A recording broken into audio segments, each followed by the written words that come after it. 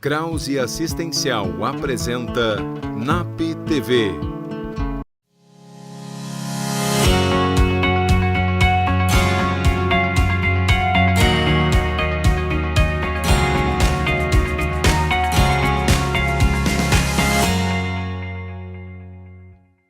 No programa de hoje, vamos dar continuidade à nossa série especial sobre luto com Lisane Pacheco. Pamela Psychos aborda algumas facetas tecnológicas para a realidade virtual que auxiliam no aprendizado. Jussara Ramos fala sobre a síndrome do patinho feio e, como não pode faltar, a nossa querida Jurema.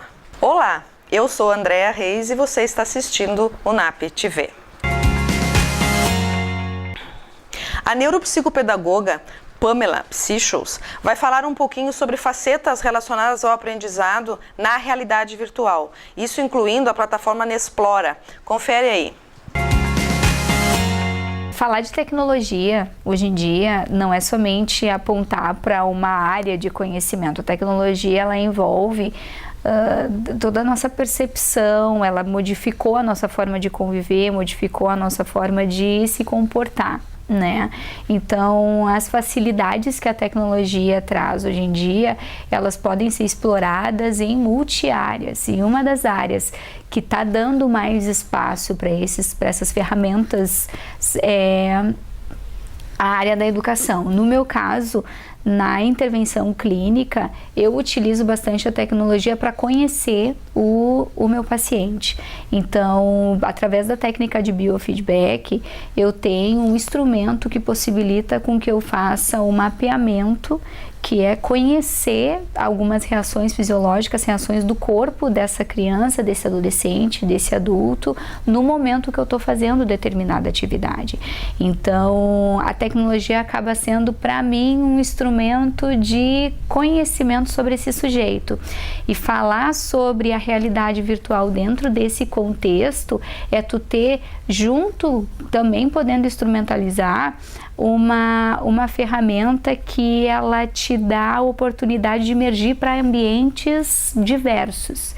Então, tu levar a criança, tu levar o adolescente, tu levar o adulto para determinado ambiente onde ele vai reagir de acordo com aqueles estímulos, qualifica para nós o mapeamento de como que acontece, como ele funciona em determinados momentos e como ele pode gerenciar essas reações para ajudar ele a aprender melhor.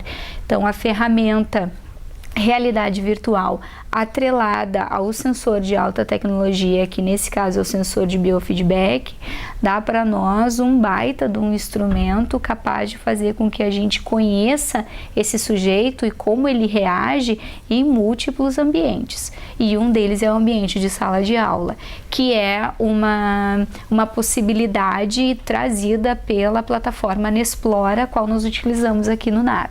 O Nesplora é uma plataforma que possibilita a nós, que faz utilização dele, através da realidade virtual, levar o aluno para um contexto de sala de aula, onde ele vai ter determinados estímulos e a gente vai saber como é que ele reage diante desses estímulos para poder ser bem pontual na intervenção. Então, eu vou poder saber como é que ele está se concentrando, como é que é o resgate e o manejo de informação dele durante a realização de tarefas, por exemplo. Hoje está muito comum a gente falar sobre neurociências na educação, neurocognição ou estímulos para processos mentais em sala de aula. Então, a plataforma Nesplora traz essa possibilidade para nós pelo uso do óculos de realidade virtual, onde a criança vai estar dentro desse ambiente com esse instrumento tecnológico e vai estar realizando determinadas tarefas, que essas tarefas vão dar subsídios para que a gente tenha dados para saber como é que são as reações dela durante determinados momentos. Então, isso é espelhar a reação do sujeito para que nós saibamos, então, aonde eu preciso agir na minha intervenção clínica, utilizando como uma forma de rastreio, de avaliação, a própria plataforma. Então eu consigo fazer de uma forma super personalizada, eficaz, o uso dessa tecnologia para ajudar ele a aprender melhor, a conhecendo como é o funcionamento dele naquele momento de realização de tarefa. E tem alguns estímulos de distração para ver como ele reage. Então, alguém chamando ele de trás, um colega chamando, ou um pedaço de papel que voa, ou algum estímulo que acontece na janela da sala, algum som diferente. Isso dá indícios para nós de como é que está esse gerenciamento, essa autorregulação da atenção, que é um dos processos primordiais, né? A atenção é um processo essencial para a qualificação da aprendizagem, porque é ela que vai garantir o manejo e a retenção da memória. Eu não tenho como manejar e como reter uma informação se eu não estou priorizando a captação dessa informação em determinado momento, e isso é a atenção.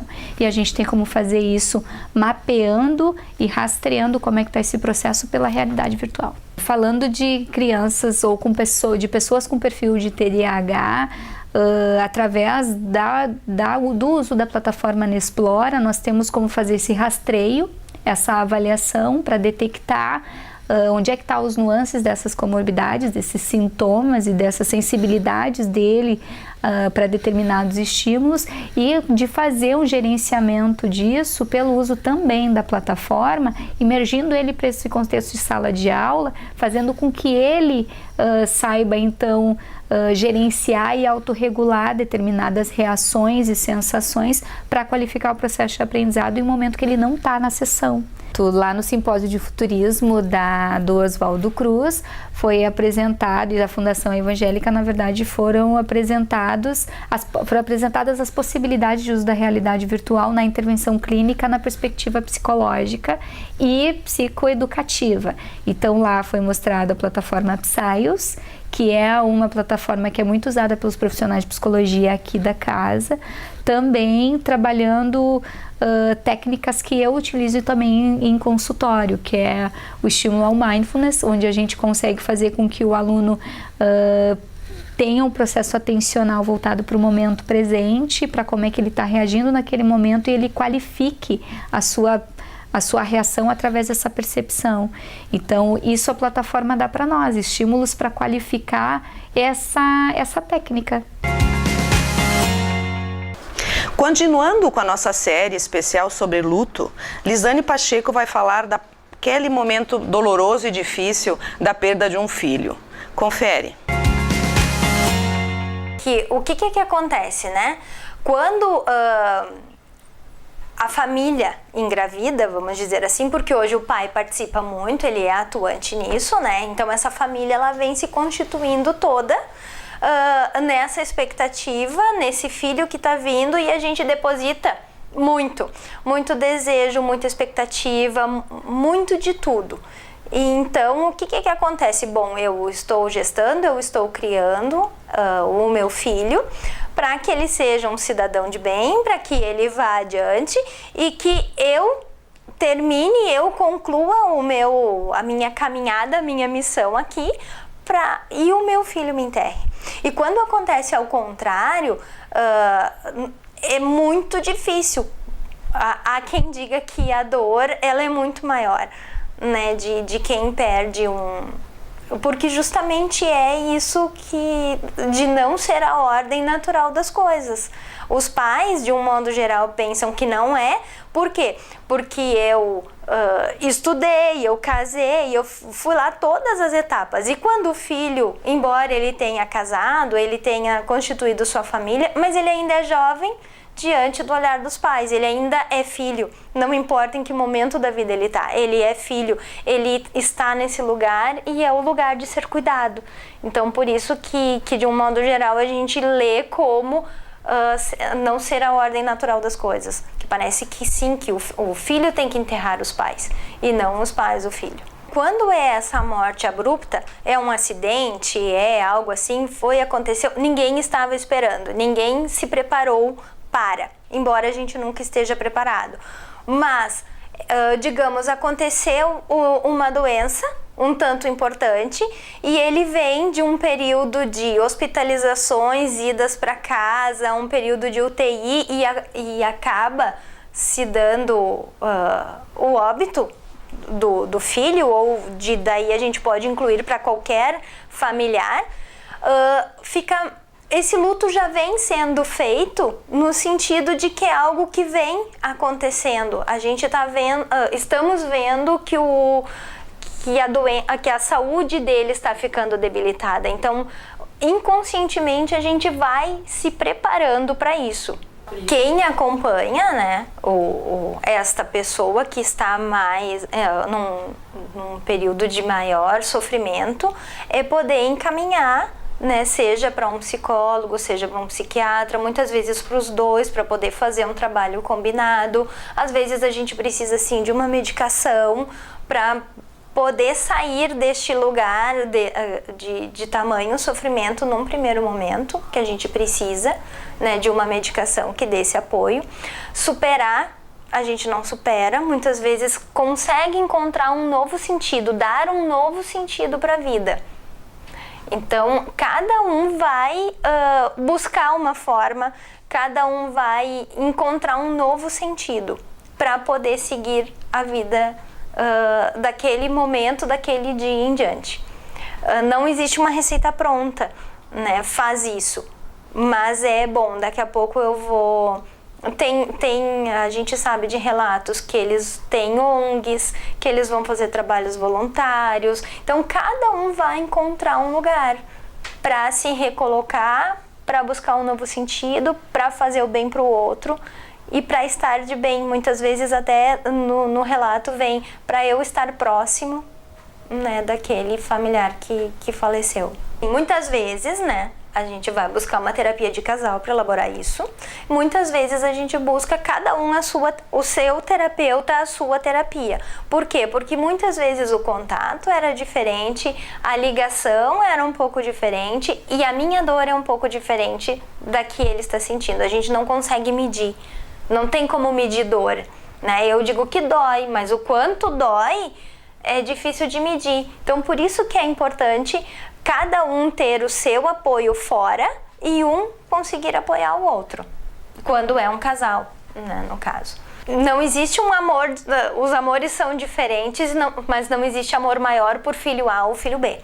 Então, assim, se um não está mais aqui, eu preciso ainda encontrar o sentido para aqueles que estão, porque seja um ou seja mais, ele é importante também. Então, ele também tem um lugar e ele também está sofrendo por aquele que se foi, pelo irmão, né, que não está mais ali.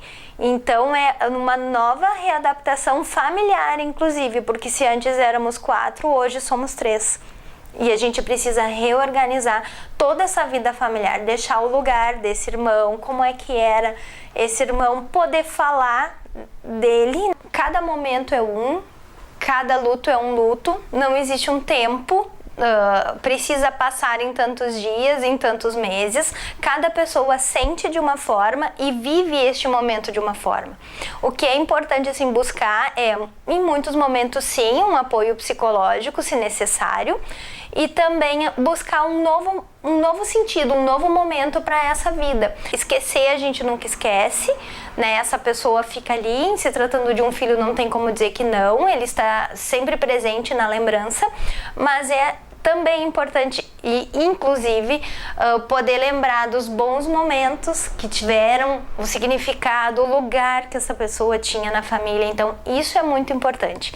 E a partir daí fica menos difícil de encontrar um novo significado para a vida do casal e da família em si.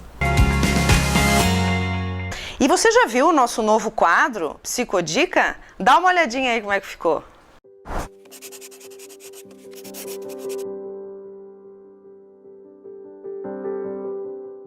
Oi, eu sou a Ana Júlia, estagiária aqui do NAP. A minha dica de filme hoje é para toda a família, tanto para os pais como para as crianças. Divertidamente é uma animação de 2015 que conta a história da menina Riley, onde mostra no cérebro dela as emoções funcionando. Então tem 5 personagens principais: a alegria, a tristeza, o raiva, a nojinho e o medo. Eles comandam as emoções dela e todas as ações que a menina vai fazer no dia a dia. Conforme a menina for crescendo, ela vai aprendendo a lidar um pouco melhor com as emoções, e as emoções, de uma forma muito divertida, vão mostrando para ela como que ela pode lidar com esse mundo externo. Fica a dica para o filme e assistam com toda a família.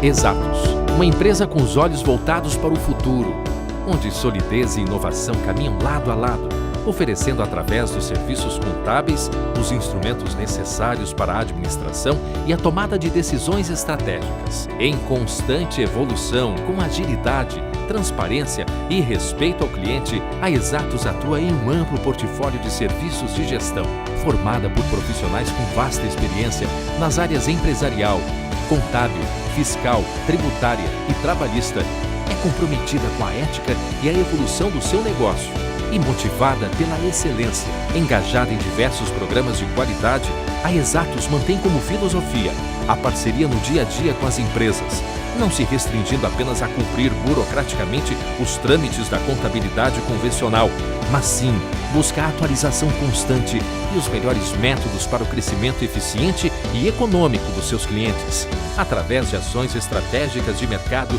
a Exatos passou a ampliar a sua estrutura, atendendo atualmente a empresas de várias cidades. Além disso, implementa diariamente práticas sustentáveis no seu dia a dia, gerando benefícios que vão além da conscientização e da preservação do meio ambiente. Com uma equipe unida e determinada, a Exatos desenvolve e realiza diversas ações socioambientais que beneficiam a comunidade onde está inserida. Conheça a Exatos e saiba tudo o que ela pode fazer por sua empresa.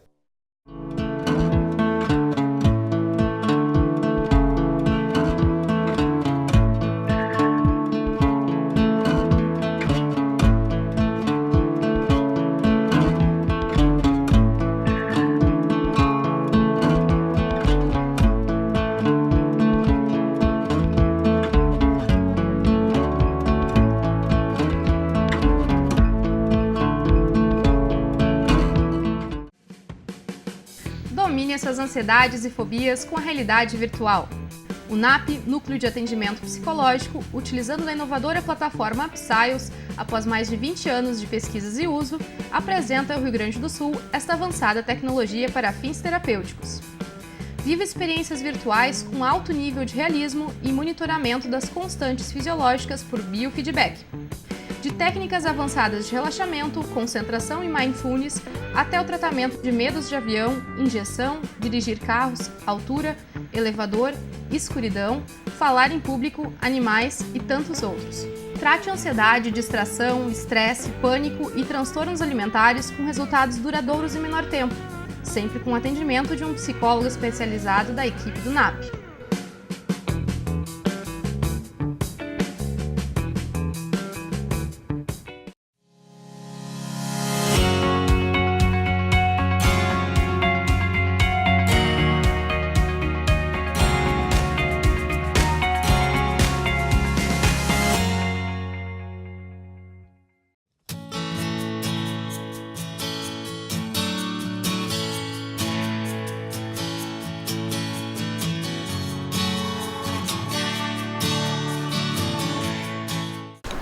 Estamos de volta e agora você vai conferir aquela velha história do patinho feio. Você já ouviu falar sobre isso? Jussara Ramos vai conversar conosco a respeito.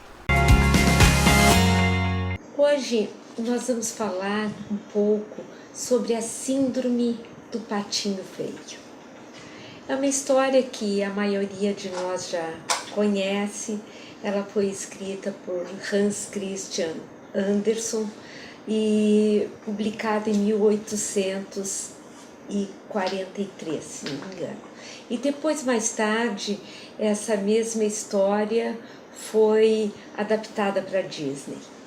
É uma história que traduz muito da angústia infantil.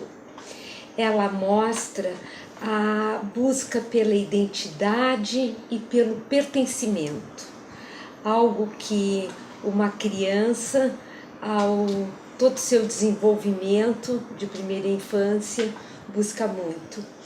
E desde o primeiro momento do nascimento, este acolhimento da mãe em reconhecer esse seu bebê e fazê-lo sujeito, muitas vezes se atrapalha um pouco, porque este bebê que nasce nem sempre é o bebê da fantasia da mãe, nem sempre é o bebê imaginário, né? Então, desde este primeiro momento, inicia esse processo da identidade desse bebê e da pertença dele na sua família. Essa adaptação, ela coloca a mãe num papel fundamental no início, e como já foi falado aqui em outras vezes, no sentido de reconhecimento, no sentido de fundar a iniciação desse bebê no mundo e desse bebê que vai pertencer a esta família. A história do Patinho Feio, ela conta a história de o ovo de um cisne que vai ser chocado por uma pata. E quando nascem esses patinhos, ele é um patinho diferente, né? Na realidade, ele é um cisne.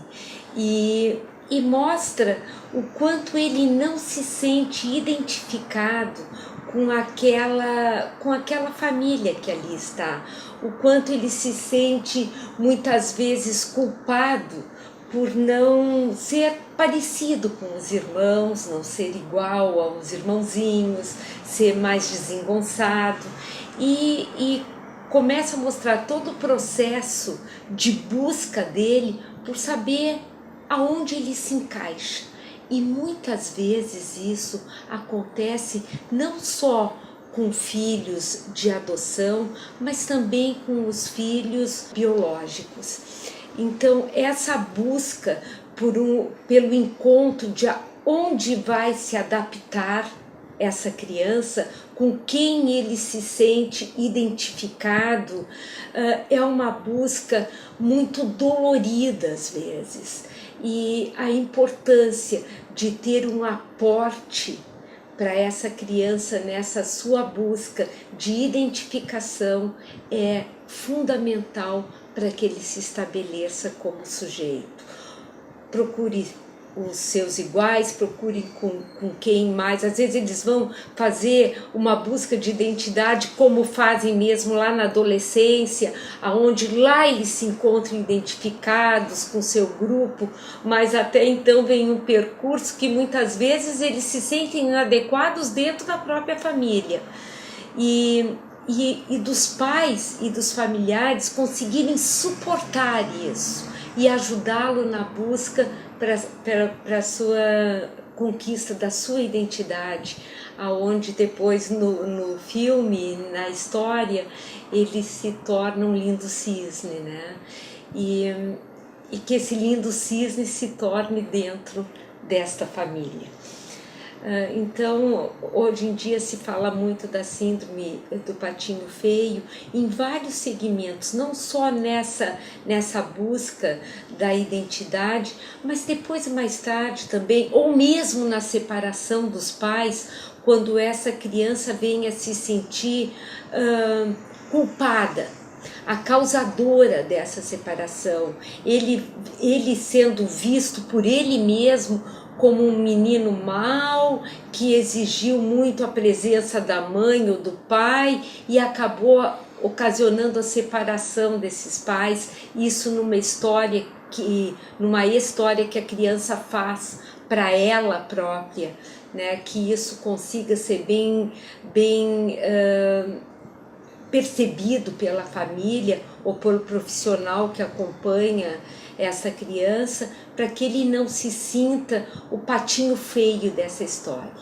E assim também até mesmo nos relacionamentos amorosos, quando bem aquelas fases do relacionamento, do desenvolvimento, às vezes assim, mas nada está dando certo no meu relacionamento, eu procuro uma pessoa, eu nunca estou adequada à pessoa. Então essa síndrome do patinho feio se estende também para esses momentos da vida, né? São vários os momentos que o ser humano, não só a criança em desenvolvimento, pode se sentir um patinho feio.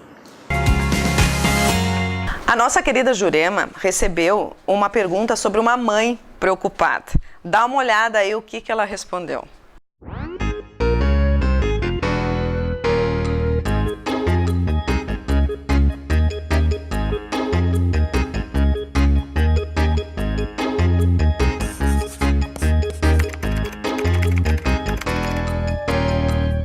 Oi, gente! Tudo bom com vocês? Olha só onde é que eu tô hoje. Esse lugar aqui é o lugar que atende o psicanalista. É outro tipo de psicólogo. Ele faz outras coisas. Esse até não é assim que tu tem que fazer um negócio lá que chama de análise. Tu fica deitado aqui, o psicólogo fica lá que tu nem enxerga pro psicólogo e tu fica falando. E eu vim sentar aqui hoje. Troquei, vim nesse sofá. É bom, bem bom esse sofá. Vamos para as perguntas? Então vamos para as perguntas. Opa, da cabeça para baixo não consigo, né? Vamos ver. Que meus óculos já tem que arrumar, que tá meio difícil. Olha aqui, Jurema, nem te conto. Me conta, né? Tá contando. Sei que é uma situação meio normal, mas fiquei preocupada mesmo assim. Tá bom? Então, quando tu fica preocupada, tu pode mandar as perguntas pra mim. Preocupada comigo mesmo. Vamos ver. Bom, meu filho de 5 anos contou sobre um novo amiguinho. Pensei que esse fosse um coleguinha da escola, mas quando ele foi descrevendo o amiguinho, parece que ele inventou. É um amigo imaginário. Como lido com isso? Querida, assim, essas pessoas não botam o nome das pessoas, né? Eu não sei o nome dessa mãe. A mãe desse menino de 5 anos. Assim, ó. Essas coisas aí é bem normal da idade dessas crianças pequenininhas. O que acontece? Eles vão descobrindo as coisas, tá? E é uma luta deles com o mundinho deles. É o mundinho deles, tudo é imaginário. A criança até os 7 anos, ela tem muita fantasia. Então, ao invés, sabe aquelas coisas que os adultos fazem assim? Porque daí não sei o que eu vou fazer, não sei o que, conversa sozinho. O adulto conversa sozinho com ele mesmo. Ele sabe que ele tá falando com ele mesmo. Mas a criança não. A criança faz isso, uma conversa com um amigo imaginário. Ela enxerga aquele amigo imaginário.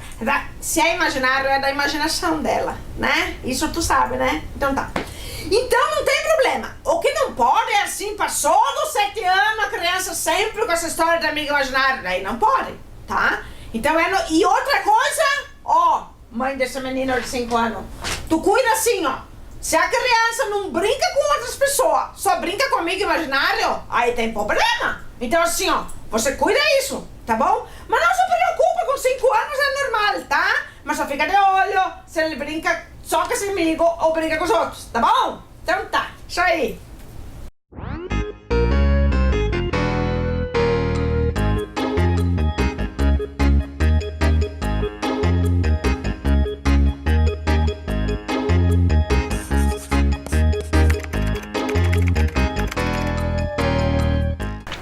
O programa de hoje está terminando, mas você pode continuar nos acompanhando no Facebook, no YouTube. E se você tem alguma dica, uma sugestão para o nosso programa, liga para a gente. Você fica agora com a programação da Vale TV. A gente se vê na próxima semana. Tchau! Krause Assistencial apresentou NAP TV.